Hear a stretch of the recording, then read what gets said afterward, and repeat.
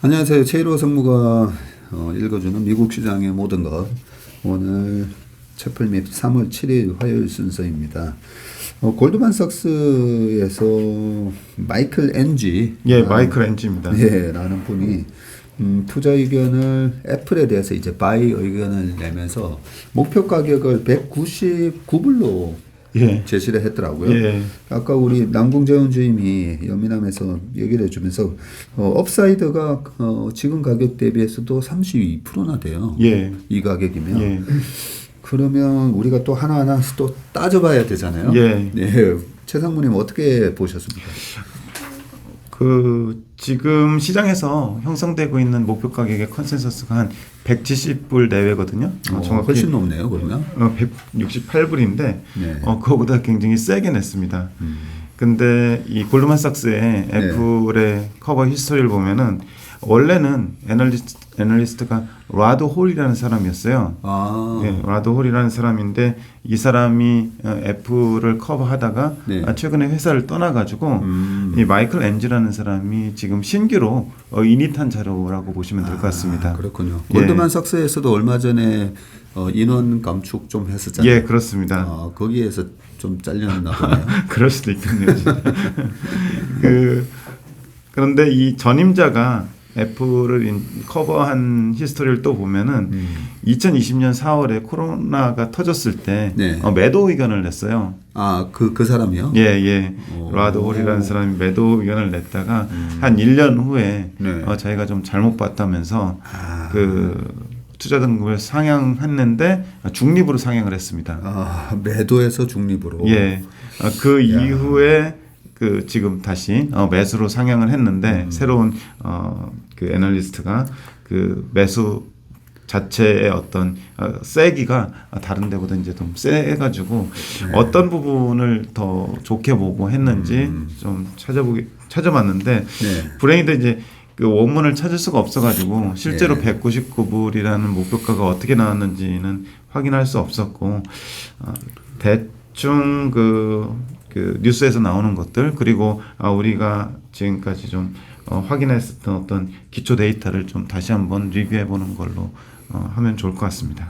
그나저나 그 2020년 4월 그 코로나 때 그렇게 주가가 쌌을 때 매도 의견을 냈다라고 하니까 되게 조금 논리에 구멍이 많았을 것 같은 그런 생각이 드는데 이름이 라드 홀이네요. 라드 홀입니다. 일단은 좀 애플이 어느 정도 상승했는지 최근 한 6년여간 데이터를 가졌고요. 특히 6년여간 가져온 거는 이제 2017년부터 그 골드만삭스가 특히 이제 애플을 별로 안 좋게 봤기 때문에 애플을 안 좋게 보다가 바로 어제 매수 추천을 했기 때문에 그 안 좋게 보던 시기에 애플은 얼마나 올랐나 한번 가져와봤습니다. 밑에 이제 차트를 보면은 애플하고 S&P 500의 주가 상승률을 가져왔는데 애플이 2017년 1월부터 어제까지 422%가 올랐습니다. 그런데 S&P 500은 78%가 올라서 한 5배 정도가 차이가 납니다. 참 이런 것만 보면 참 워런 버핏이죠. 대단한 분이에요. 그렇습니다. 그것도 워런 버핏이 전체 포트에서 5% 10% 산 것도 아니고 40%나 넘게 주식 사신 거 보면 참 라드 홀이 그러면 어떻게 보면 워런 버핏에 반한 의견을 낸 거다. 그렇죠. 엄청나게 그 반대 의견을 낸 거죠. 그리고 그 옆에 애플하고 S&P 500 상승률을 보면은 14년도부터 이건 거의 한 10년 정도 되는데 한 3년 정도를 제외하고는 전부 그 S&P 500을 아웃퍼폼했습니다. 매년 S&P 500하고 애플의 시장 수익률과 시장 대비 초과 수익이네요. 그렇습니다. 언더퍼폼한 해가 15년에 한 3.9% 정도 언더퍼폼했는데 애플이 그때 한 4.6% 정도 하락했고 S&P 500이 마이너스 0.7% 이렇게 됐고요. 18년에 좀 시장이 별로 안 좋았는데 마이너스 6.8% 애플이 하락했고 S&P 500이 마이너스 6.2% 0.6% 정도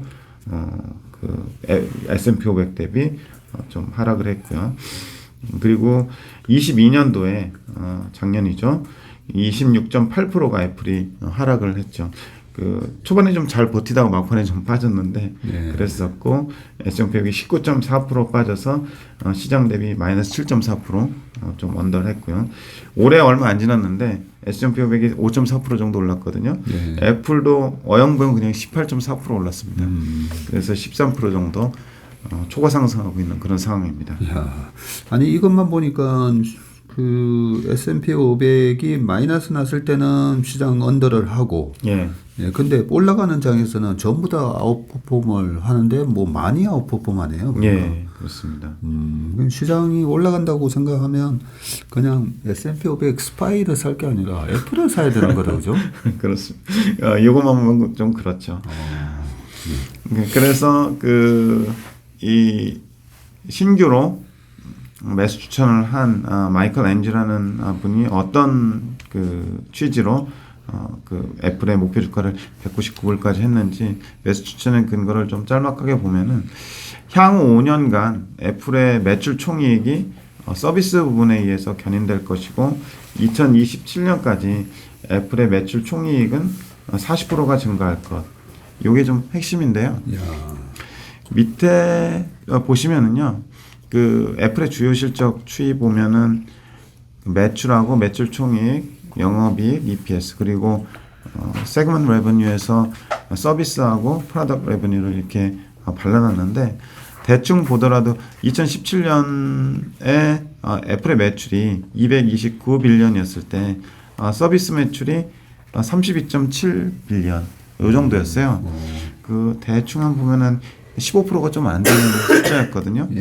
그런데 2022년, 2023년 뭐 이렇게 가면 갈수록 서비스 매출 비중이 좀 높아지는 그런 현상을 볼 수 있는데 2023 회계년도 올해 보면은 388빌리언의 매출이 컨센서스로 지금 제시가 되고 있는데 그 중에 81.8빌리언이 서비스 매출로 달성을 할 걸로 예상을 하고 있어요. 그러면 20%가 넘는다 그죠? 20%가 넘습니다. 그리고 가면 갈수록 더 높아지는데 2025년까지 보면은 442빌리언의 총 매출 중에서 105빌리언이 서비스 매출로 기록을 할 걸로 시장에서는 보고 있는 상황입니다. 여기서 이제 2026년, 2027년까지 갔을 때 이 마이클이라는 애널리스트는 시장보다 조금 더 서비스 매출이 더 세게 나오면서 매출 뭐 숫자는 안 봤는데 더 세게 아마 추정을 하면서 목표가를 더 높게 제시한 것 같습니다. 근데 약간 좀 특이한 점은 서비스 매출의 성장성이 2017년부터 보면 YOY 그로스가 34, 21, 16, 27, 14 그리고 내년에도 13, 14인데 왜 올해만 4.7인가 모르겠어요. 올해만 4.7 이거는 제가 볼 때 2020년 이후에 좀 특수한 상황의 어떤 기고 효과인 것 같아요. 역기저 효과. 보면은 사실 2021년이 굉장히 좀 특이한 해였지 않습니까? 코로나 이후에 그때 보면은 매출이 기존에 뭐 그냥 밋밋하게 나다가 33%의 매출 성장이 있었잖아요. 그리고 매출 총이익도 45%, 영업이익 64%, EPS는 무려 71%가 증가하게 됩니다. 그러네요. 굉장히 대단한 숫자를 여기서 달성한 이후에 그 이후에 조금 밋밋해지는 그런 상황인 거죠. 그러다가 다시 2024년, 2025년부터 해가지고 약간 성장이나 이런 이익 자체가 좀 턴어라운드하는 그런 모양새를 좀 보고 있는데 제가 볼 때는 약간 시장에서 전에 너무 잘했기 때문에 조금 엽기적 효과를 좀 과대평가하지 않았나 이런 생각이 좀 드는데 지난번에 그 컨콜시에서도 약간 뉘앙스를 보면은 시장이 조금 이 숫자 자체를 보수적으로 보지 않나 그런 생각이 좀 들었거든요. 물론 이제 분기별로 또 실적을 발표해서 까봐야 되겠지만 지금 2013년 실적 자체는 굉장히 밋밋하게 시장이 보고 있습니다. 예. 매출이 1.5% 감소하는 거로 보고 있고. 그렇네요. 매출 전체 매출 자체가 마이너스 역성장이고 그런데도 서비스는 4.7 플러스고 4.7% 플러스입니다. 네. 그리고 또 하나 우리가 실적 체크를 해보면서 알았던 게 이제 강달러 영향. 예, 그렇습니다. 강달러 영향이 전체적으로 작년 한 해에 한 800bp, 8% 정도 있었기 때문에 그 강달러 영향을 아마 애널리스트들이 여기에 추정치에 넣었을 텐데 그 강달러가 얼마나 완화되느냐에 따라서 그렇죠. 매출이나 이익 성장이 또 달라질 수 있는 부분은 충분히 있는 것 같습니다. 예, 아마 올해 예상 2023년 예상을 할 때도 뭐 지금 달러 인덱스가 뭐 101, 102, 104 정도까지 지금 떨어져 있긴 하지만 이 부분을 뭐 93, 4 이렇게는 아마 예측을 안 했을 거예요. 그렇죠. 예, 작년 정도 수준의 강달러가 계속 일단 지속된다라는 가정에 아마 이렇게 매출 추정을 하지 않았을까 싶고 최성물 말씀대로 달러가 약세로 가면 갈수록 다시 정상화되는 그런 모습이 나오지 않을까 생각됩니다. 그래서 과연 이제 서비스 매출이 어떤 부분인가 좀 옆에서 봤는데요. 이건 회사에서 그 브레이크다운을 해주진 않고요. 블룸버그에서 그 이렇게 최근 연도에 한해서 좀 브레이크다운을 해줬습니다. 이 애널리스트들이 추정한 것을 애그리게이트 한 것일 텐데요. 서비스 매출 2023 회계년도 보면은 81.8빌리언 정도 되잖아요. 그 중에서 앱스토어에서 나오는 매출이 21.5빌리언으로 한 26.3% 정도 차지하면서 가장 높은 비중을 차지하고요. 그래도 생각보다 높지는 않네요. 저는 서비스 매출에 앱스토어 관련된 게 거의 뭐 한 70% 되지 않을까 생각했는데 딱 4분의 1 정도다 그죠? 예, 의외로 분산이 많이 돼 있는 것 같습니다. 그러네. 그리고 라이센싱이 18.7, 그리고 애플케어, 아이클라우드, 애플 뮤직, 그리고 애플 TV하고 애플 TV 플러스, 애플 페이, 애플 뉴스 플러스, 애플 아케이드까지 상당히 좀 분산이 돼 있습니다. 이걸 보니까 이제 서비스 매출 성장을 왜 그렇게 높게 보는지 좀 알 것 같네요. 저는 앱스토어만 생각을 해보면 그렇게 높은 성장이 계속 지속될 수 있나라고 생각을 했는데 그 밑에 쭉 보니까 클라우드도 있고 뭐 그러네요. 그렇습니다. 뮤직도 있고요. 애플 페이도 있고 페이 쪽의 성장을 지난 컨콜에서 굉장히 높게 평가하더라고요. 계속해서 가입자 수가 신고가를 경신하고 있다는 얘기를 하고 있는데 다른 먹거리들이 뭐 앞으로 계속 나올 수 있는 잠재력을 가진 회사인 것 같습니다. 사실 뭐 애플페이의 성장 요 부분 때문에 뭐 페이팔이라든지 뭐 요런 쪽 팔런티어라든지 이런 쪽이 좀 영향을 좀 받죠. 아무래도 걸로. 그렇죠. 그렇게 기억이 되네요. 그리고 그 두 번째는 활동기기 수준가 아까 박 전무님께서도 언급 잠깐 하셨는데 이 부분이 20억 개를 넘었다고 지난 컨콜에서 얘기했는데 이 20억 개가 지난 해 대비 YOY로 한 10% 정도 증가한 수치라고 합니다. 그래서 활동기기 수가 많아지면 많아질수록 서비스 매출이 늘어나는 거를 또 이 애널리스트가 강조를 하고 있고요. 그리고 또 신제품 출시 등으로 불안한 매크로 환경을 극복할 것이라고 예상을 했습니다. 저는 이 20억 개 숫자 보면 좀 되게 쇼킹한 게 전 세계 인구가 80억 인구인데 80억 인구에서 뭐 75세 이상, 80세 이상 좀 노인분들 그리고 또 아기들, 아기들 한 6살, 7살, 8살 정도까지 이렇게 저렇게 다 빼면 이렇게 해서 한 60억 인구 중에 그러면 20억.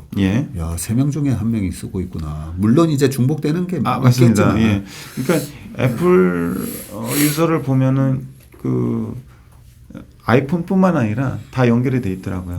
아이패드하고 애플워치하고 뭐 이런 것들 다 합쳐서 한 명이 뭐 2개 기기, 기기 2개, 기기 3개, 뭐 이런 것까지 이제 다 쓰게 되니까 이런 것들을 다 합쳐서 20억 개니까 그 생태계가 굉장히 강력한 거죠. 사실. 뭐 여기에다가 진짜 뭐 아이카 같은 게 나오게 되거든요. 그렇죠. 정말 무시무시한 그런 회사다라는 생각을 했습니다. 20억 개가 넘는 애플 제품이 지금 말 그대로 활동 그렇죠. 네. 쓰고 사용되고 있는, 있습니다. 그렇죠. 사용되고 있는 액티브 디바이스라고 이렇게 하더라고요. 정확한 이 번역을 좀 하기가 좀 어려워가지고 활동기 기술이라고 했는데 명칭은 액티브 디바이스입니다. 애플의 프리미엄급 하드웨어 디자인, 브랜드 충성도가 활동기 기술을 더욱더 확대해서 매출 증가를 이끌고 고객 이탈을 줄일 것, 이렇게 얘기하고 있고요. 그리고 아울러 신규 제품이나 서비스를 출시할 때마다 고객 획득 비용을 줄여줄 것, 이렇게. 워낙 이제 충성 고객이 많으니까 신규 고객을 확보하는데 그렇게 큰 비용이 들지 않을 것, 이런 식으로 얘기를 하고 있습니다. 그래서 견고한 생태계 하에서 기기수의 증가는 수익 창출 기회의 핵심 요인이 될 것, 이렇게 얘기했고요. 그래서 하나 얘기를 또 어구를 하나 만들어냈더라고요. 애플에서 서비스 어퍼튜니티 뭐 이런 식으로 만들어냈더라고요.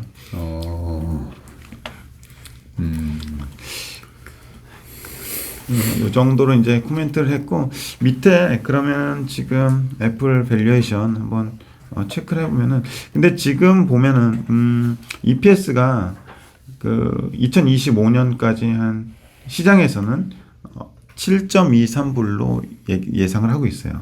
7.23불. 그래서 이분이 2027년까지 예상을 하면서 2027년에 EPS를 추정을 하고 거기에 이제 적정 멀티플을 반영을 해서 199불이라는 목표가를 내셨는지 아니면은 12개월로 했는데 다른 밸류에이션 툴을 쓰거나 아니면 적정 멀티플 자체를 높게 주셨는지 그거는 좀 확실치 않은데 그러니까 지금 그 2025년까지 EPS 증가율을 보면은 연평균으로 보면은 올해는 약간 마이너스로 시장에서 추정을 하고 있고요.